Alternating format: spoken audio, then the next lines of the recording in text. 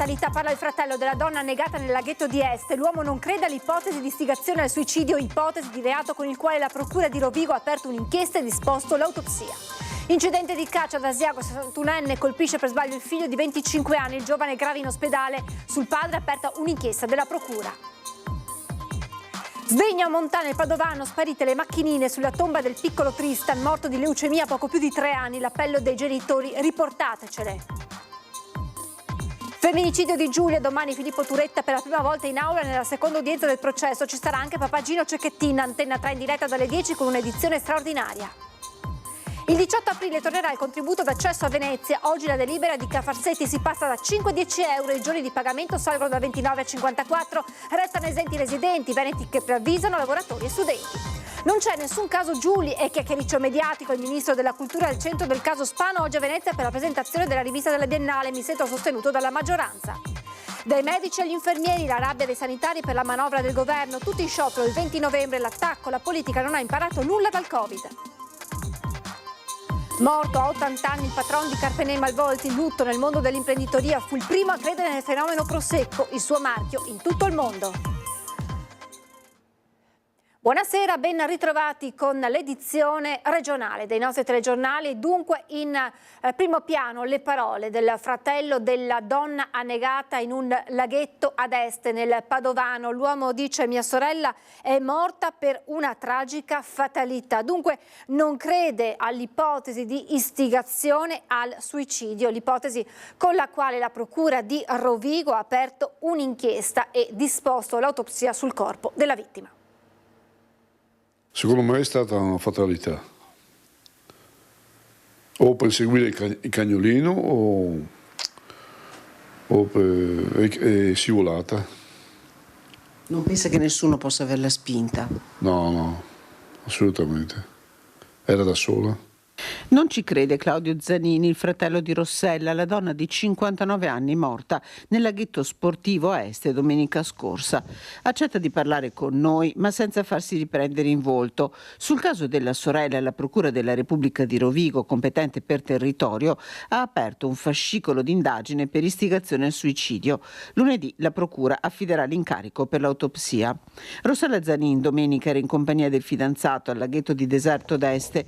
L'uomo si era fermato con alcuni pescatori, lei aveva proseguito con il cane al guinzaglio. Visto l'animale ritornare solo, era stato il fidanzato a lanciare l'allarme e a provare invano a rianimare la donna trovata in acqua in un luogo nascosto. Raggiunto al telefono, il fidanzato di Rossella Zanin preferisce non commentare la notizia, chiuso nel dolore. Accetta di parlare Claudio, il fratello. Il cagnolino della sorella era un cucciolo, racconta, 6 mesi appena, forse ha agito per salvarlo. Istintivamente si vede che è andato a prenderlo, voleva prenderlo. Non sapeva nuotare bene sua sorella? No, che sappia no. Si augura che finisca il più presto.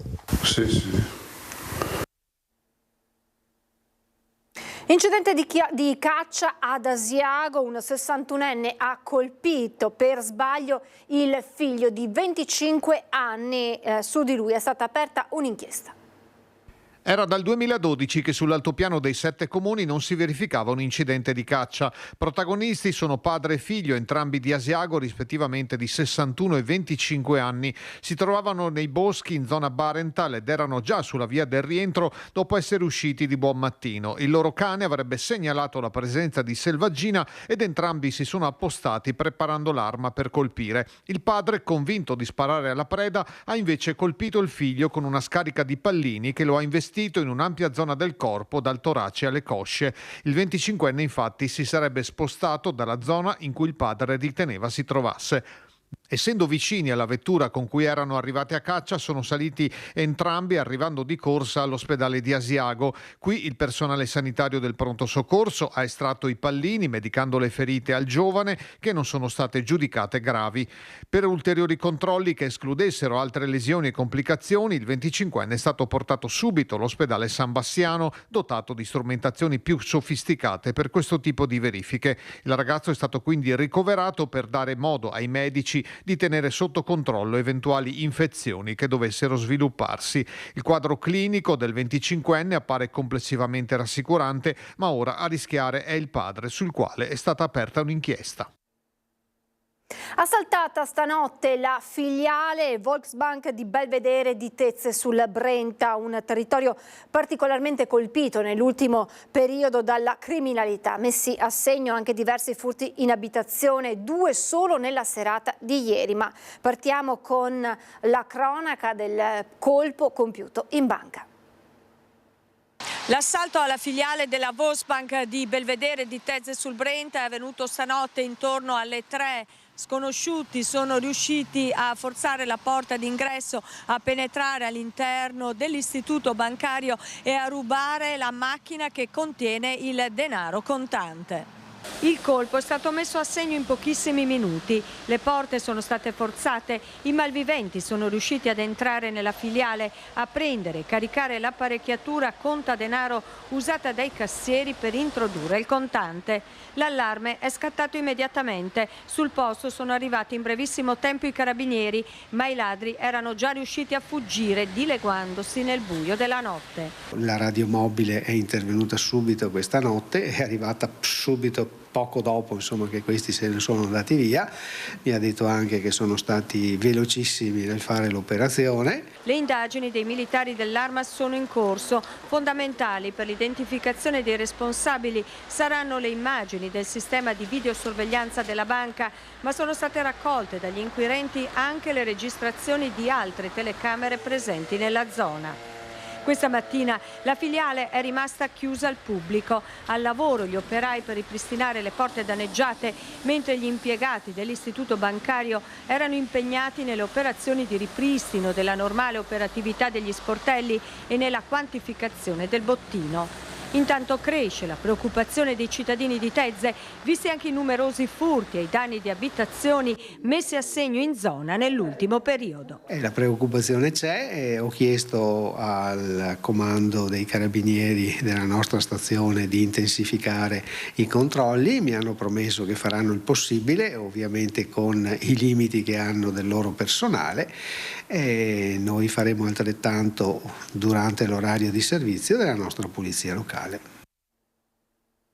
Poco meno di 4 anni fa il piccolo Tristan è mancato per un male incurabile. I genitori, per ricordarlo, hanno posizionato davanti alla sua tomba dei giocattoli a lui cari. Qualcuno però ha rubato le macchinine e ora i genitori fanno un appello perché vengano restituite. Ci sono ladri che non si fermano nemmeno davanti alla tomba di un bimbo di 3 anni e 8 mesi. È successo a Padova, nel quartiere di Montà, dove ignoti hanno fatto sparire le macchinine che mamma e papà del piccolo Tristan avevano lasciato davanti alla lapide del figlioletto, morto a meno di 4 anni per leucemia. Il piccolo era un appassionato collezionista di macchinine, il papà era andato addirittura fuori regione per prenderne alcune. I genitori hanno già denunciato il furto, ma lanciano un appello in rete ai ladri. Riportateci le macchinine rubate, per Tristan e per noi rappresentano tantissimo. Il papà Manuel è addirittura pronto a ritirare la denuncia se i modellini dovessero essere restituiti. Una vicenda questa che ha destato molto rammarico in quartiere, dove nessuno vuole parlare, ma in molti sottolineano come gesti così siano un affronto per chi non c'è più e per chi resta. Femminicidio di Giulia Cecchettin, domani mattina in Corte d'Assise a Venezia, la seconda udienza del processo a carico di Filippo Turetta, che sarà in aula per rendere le sue dichiarazioni e rispondere alle domande. Sarà presente anche Gino Cecchettin, una mattinata che Antenna 3 vi racconterà in diretta a partire dalle 10 con i nostri inviati al processo. A primavera torna il contributo d'accesso a Venezia per chi non si prenota 4 giorni prima. Il prezzo sarà di 10 euro. Il Comune vara anche un nuovo regolamento per gli affitti turistici.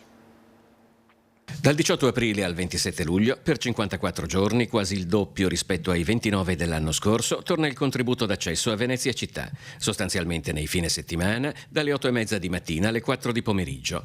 Le modalità saranno più o meno come nel 2024, i prezzi no. Quest'anno la novità sarà che se tu arrivi all'ultimo momento, il contributo d'accesso che normalmente è di 5 euro diventa di 10 euro, perché tu gli ultimi 4 giorni di prenotazione, di arrivo, gli ultimi 4 giorni a quel punto là li paghi di più, li paghi il doppio, perché cerchiamo di far sì che la gente si prenoti per venire. Altra novità è l'allargamento del fine settimana anche al venerdì. Il contributo d'accesso ha funzionato, dice Brugnaro, perché la realtà è che i flussi di visitatori a Venezia sono lievemente diminuiti e comunque non c'è stata la percentuale di crescita turistica del resto del Veneto. Ci saranno molti controlli, ci saranno, speriamo, poche sanzioni perché tutti quanti rispetteranno il regolamento. Chi non lo rispetterà, ovviamente ci saranno anche più sanzioni rispetto all'anno scorso, perché diamo per scontato che sia una misura maggiormente conosciuta. Accanto a Brugnaro e Venturini ci sono gli assessori Zuina e Costalonga ad ascoltare tutta la giunta e a sorpresa anche diversi esponenti dell'opposizione, perché il sovraffollamento turistico di Venezia passa anche per l'esplosione degli affitti brevi, ormai migliaia, anche interi palazzi, e da tempo le minoranze in Consiglio Comunale chiedevano al Comune di utilizzare la facoltà di regolamentare il fenomeno che il governo gli ha concesso dal luglio del 2022. C'era un emendamento Pellicani che era nato in un certo modo, che un po', come posso dire, fa capire l'orientamento politico della persona, no? C'era l'ex PC di una volta, il comunismo, no? Ma non per offendere nessuno, no? Ma l'idea è quella di dire: io dico al privato quello che deve fare lui, e per cui ti divieto di fare più di 120 giorni. Non è la mia mentalità. Le locazioni turistiche non sono un disastro per le città, ma bisogna migliorarne la qualità. E questo è il punto di partenza della Giunta. Sostanzialmente la nuova delibera che regola il fenomeno prevede l'adozione di determinate regole, ma solo per chi affitta oltre i 120 giorni anche non consecutivi all'anno. È l'obbligo di accoglienza di persona del turista, quindi non più le chiavi dappertutto appesi in ogni posto stranissimo della città.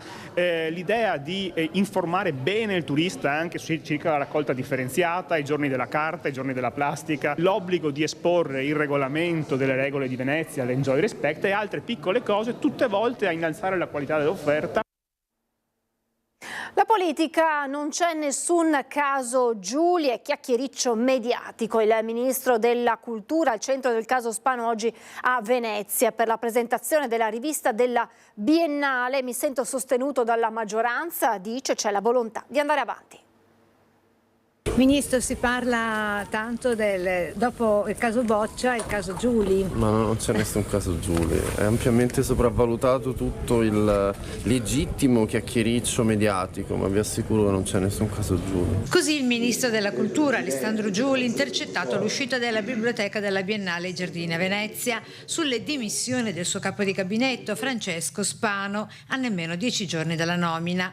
Le dimissioni per una storia di presunte consulenze durate anni in conflitto di interessi legati al marito di Spano, al MAXXI, ovvero al Museo Nazionale delle Arti del XXI secolo di Roma, durante l'incarico dello stesso Giuli e mentre Francesco Spano era segretario generale del museo.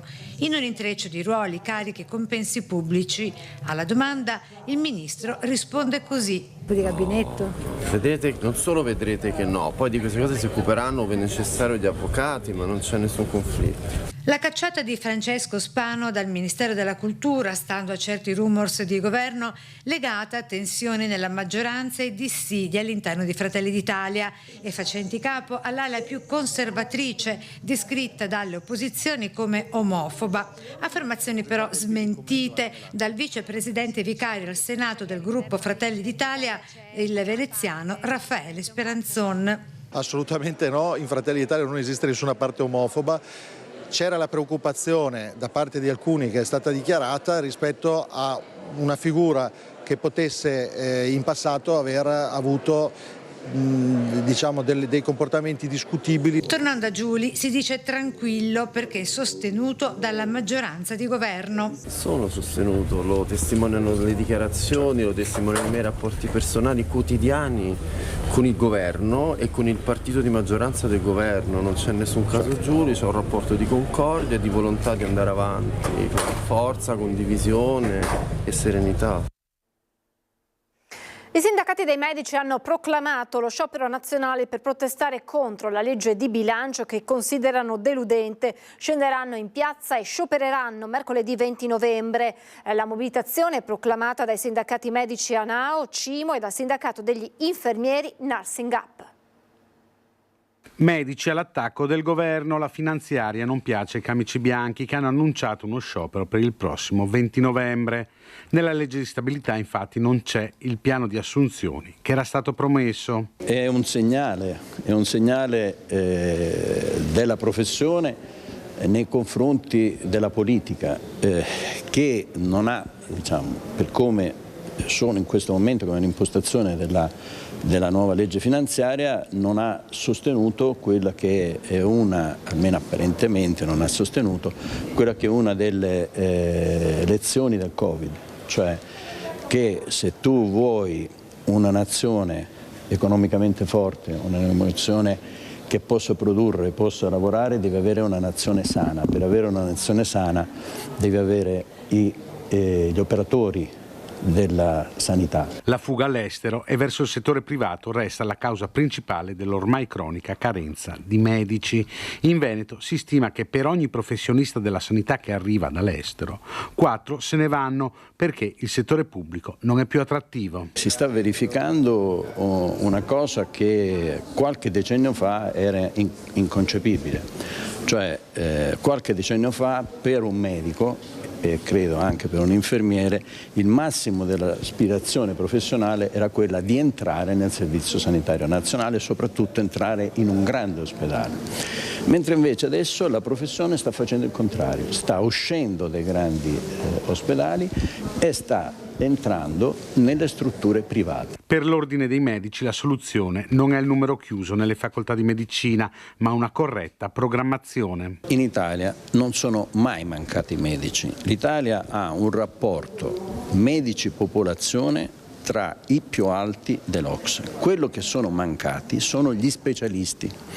Perché qua ci si è dimenticati che prima del Covid noi avevamo il cosiddetto imbuto formativo, cioè di medici laureati ma che non erano riusciti ad entrare nelle scuole di specialità o nella scuola di medicina generale a causa dei tagli orizzontali che erano state fatte negli anni precedenti, dal 2008 in poi, di 18.000 medici.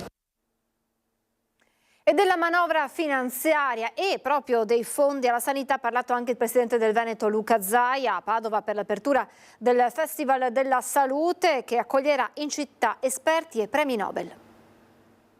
È innegabile, e non faccio l'avvocato difensore, che questo governo sia il governo che ha stanziato più soldi per la sanità, oltre 6 miliardi di euro, e venendo da anni nei quali di soldi della sanità se ne sono sempre tolti e non stanziati. Loro dicono sono soltanto 1 miliardo e 200 mila euro in più rispetto a prima.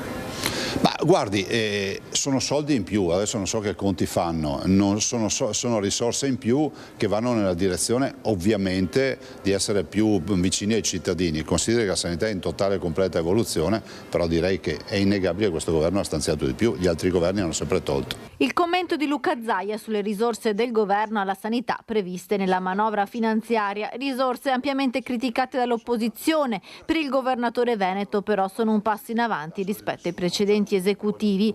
A Padova per l'apertura del Festival della Salute che ospiterà scienziati, premi Nobel e politici, Zaia ha parlato del modello veneto, delle eccellenze della sanità pubblica nonostante la carenza di medici dovuta per lo più ad una fuga verso il privato. Dovrebbero essere pagati di più, noi abbiamo tentato questa operazione con 50 milioni di euro, ma ricordo che purtroppo noi dobbiamo rispettare il contratto nazionale. Dall'altro devo anche dire che di medici ne mancano 50.000 in Italia e forse almeno 3.500 in Veneto, questo si ripercuote poi nell'erogazione dei servizi e hanno sbagliato la programmazione quando lo si diceva, io l'ho detto in tempi non sospetti una decina d'anni fa. È scomparso all'età di 80 anni Ettile Carpenè, rappresentante della 4ª generazione di produttori del Carpenè Malvolti, primo marchio a mettere in etichetta il nome Prosecco. Se questo Prosecco in tutto il suo insieme è diventato un fenomeno mondiale e se Conegliano Valdobbiadene ne porta la bandiera alta in tutto il mondo, è merito della famiglia Carpenè, i primi, ricordiamolo, che hanno scritto Prosecco su un'etichetta. Parte da qui l'omaggio del mondo prosecco ad Étile Carpenet, scomparso la notte scorsa all'età di 80 anni. Ha rappresentato la quarta generazione della famiglia che con Cerletti ha fondato la scuola enologica di Conegliano. Étile lascia un'eredità importante soprattutto per i nostri studenti e per le nostre studentesse, e lo ha fatto in tutti questi anni con erogazione di borse di studio su progetti e tesi, soprattutto dei ragazzi del sesto anno, e con la consegna al meritevole di ogni anno della medaglia d'oro Carpenet. Ha condotto l'azienda di famiglia al traguardo dei 150 anni di attività per poi ultimamente lasciare il timone alla figlia Rosanna. Sono tanti gli incarichi ricoperti dal dottor Étile, come lo chiamavano tutti i collaboratori, all'esterno dell'azienda. Tra questi consigliere del consorzio del Prosecco Conegliano Valdobbiadene nella prima presidenza Adami. La signorilità, la gestione del tempo e l'attaccamento a questa denominazione per cui lui ha combattuto tutta la sua carriera lavorativa non può che lasciarmi un ricordo incredibilmente positivo. Tante le testimonianze di cordoglio giunte alla famiglia a partire dal presidente della regione Luca Zaia, che ha sottolineato il DNA veneto di Étile Carpenet, ovvero spirito di iniziativa, dedizione, idee e passione per il Prosecco, che sono stati d'esempio per generazioni di produttori. Due le grandi passioni del dottor Étile, il Prosecco con la sua azienda e il mare con un bialbero ormeggiato a Porto Santa Margherita dove si rifugiava ogni fine settimana. Dico, dottor Étile, i consigli del consorzio li facciamo di venerdì sera alle 18. Signor Adami, io il venerdì sera alle 18 sono già sulla mia barca e quando arrivo lì al porto tutti coloro che hanno le barche in fianco vengono tutti da me perché io ho il Prosecco.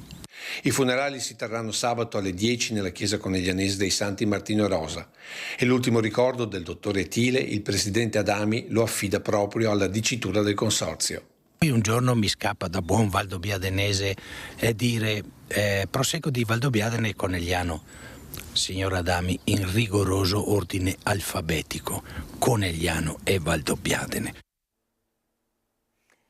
È tutto per questa edizione, adesso la sigla e poi le previsioni del tempo. Grazie per essere stati con noi, buona serata.